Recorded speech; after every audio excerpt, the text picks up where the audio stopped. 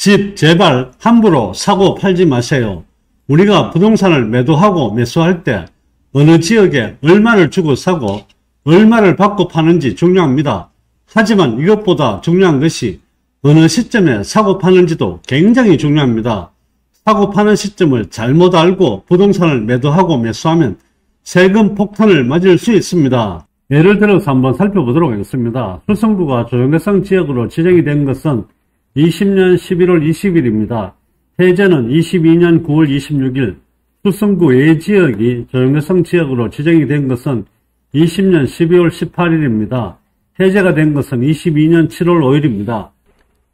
조정대상 지역일 때 집을 또는 분양권을 매수했다가 24년 현재 조정대상 지역이 해제된 상태에서 집 또는 분양권을 매도하려고 하면 일시적 2주택 또는 1세대 1주택인 경우에 비과세 혜택을 받으려고 하면 보유를 해야 되는지 아니면 거주도 해야 되는지 이 부분이 논점이 될 수가 있습니다.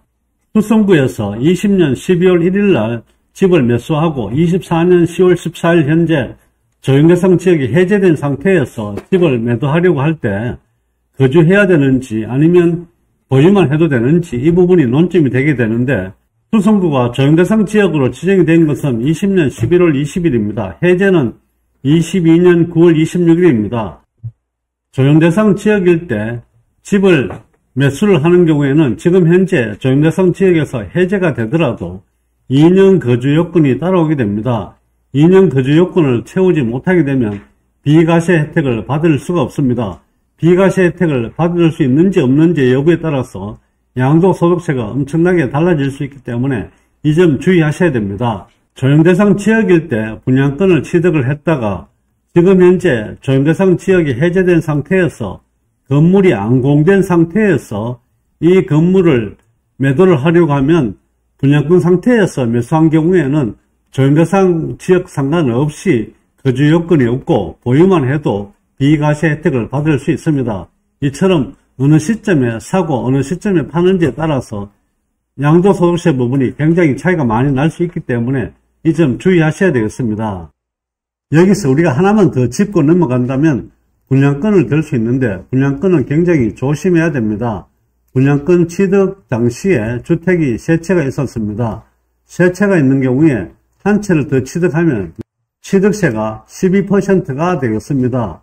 이 분양권을 지금 현재 공사 중인 상태에서 취득을 했는 상태인데 공사가 안 공된 상태에서 기존에 가지고 있던 주택 세 채를 모두 다 팔고 지금 현재 이제 신축으로 들어가는 경우에 취득세가 얼마냐라는 그런 부분이 생길 수가 있습니다. 분양권 취득세를 계산할 때는 취득 당시를 계산하게 됩니다. 지금 비록 세 채를 다 매도를 하고 없는 상태이고 이런 상태이지만 분양권 취득 당시에 세 채를 가지고 있었기 때문에 분양권이 완공이 되어서 취득세를 내게 되면 12%의 취득세를 납부를 하셔야 되게 됩니다. 이처럼 양도소득세든 아니면 취득세든 세금을 모르면 그만큼 손해를 볼 수밖에 없습니다. 통상적으로 우리가 1세대 1주택 또는 1세대 2주택 이렇게 이야기를 많이 합니다. 그러면 세대라는 부분도 우리가 알고 넘어가야 되는 부분인데 양도소득세와 취득세에서 이야기하는 세대 판정 시점은 다르다고 보시면 될 것 같습니다. 1세대 판정 시점은 취득세는 취득일 현재, 양도소득세는 양도일 현재입니다. 1세대 판정 기준은 취득세는 형식적 판단입니다. 주민등록표상에 있는 세대를 보고 1세대로 구분을 하게 됩니다.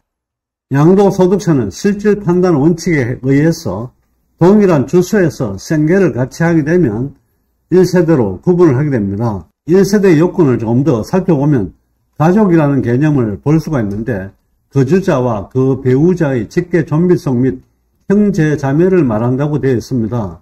가족이라는 개념을 양도소득세 기준화해서 살펴보겠습니다.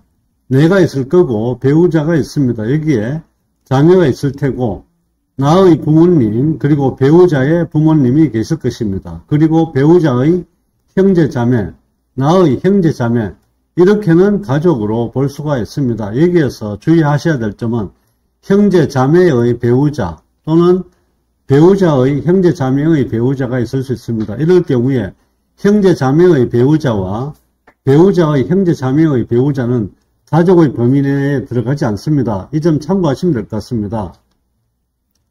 예를 들어서 나와 형제가 같이 거주를 하고 있는데 나와 관계되는 형제가 직접 그 집을 가지고 있으면 1세대 기준에 포함이 되게 됩니다. 하지만 나의 형제의 배우자 명의로 주택을 갖고 있으면 2세대로 나누어지기 때문에 1세대 개념에서 빠진다는 거 참고하시면 될 것 같습니다. 이처럼 1세대 요건도 취득세와 양도소득세도 다르다는 거 참고하시면 될 것 같습니다. 30세 미만인 경우에는 같은 세대로 보게 되는데 독립된 세대로 보려고 하면 독립된 생계를 유지할 수 있어야 됩니다. 중위소득 40% 이상입니다. 월 단위로는 한 83만원 정도 나옵니다. 연 단위로는 약 1000만원 정도의 소득이 있어야만 다른 세대로 본다는 거 참고하시면 될 것 같습니다. 형식적으로는 1세대 2주택이나 1주택으로 보는 경우를 살펴보겠습니다. 먼저 일시적 2주택입니다. 일시적 2주택은 A주택을 취득하고 1년이 지난 이후에 B주택을 취득을 하는 경우입니다. 이럴 때 A주택에 2년 보유를 해야 됩니다. A주택을 B주택을 취득한 지 3년 이내에 매도를 하게 되면 일시적 2주택으로 봐서 양도소득세, 비과세 혜택이 있겠습니다. 상속주택을 포함한 1세대 2주택입니다.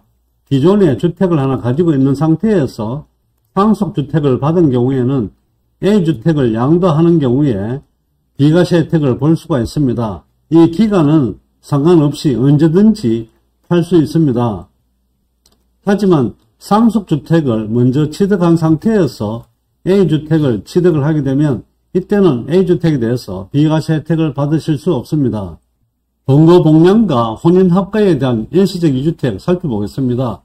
A와 B가 주택을 한 채씩 갖고 있는 상태에서 혼인을 했습니다. 이럴 경우에는 A주택이나 B주택 중에 먼저 5년 이내에 매도를 하게 되면 양도소득세, 비과세 혜택을 받으실 수 있습니다. 동거복량 같은 경우에는 A주택과 B주택을 하나씩 갖고 있었습니다.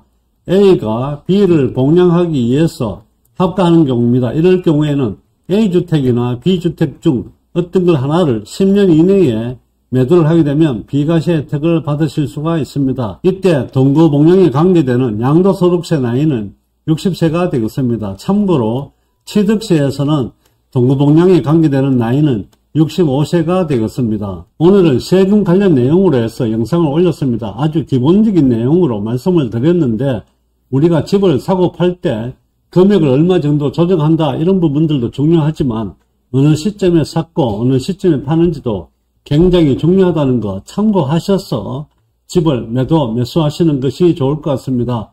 오늘의 영상이 시청자 여러분들께 도움이 되셨기를 바라며 좋아요와 구독도 꼭 눌러주시기 바랍니다. 감사합니다.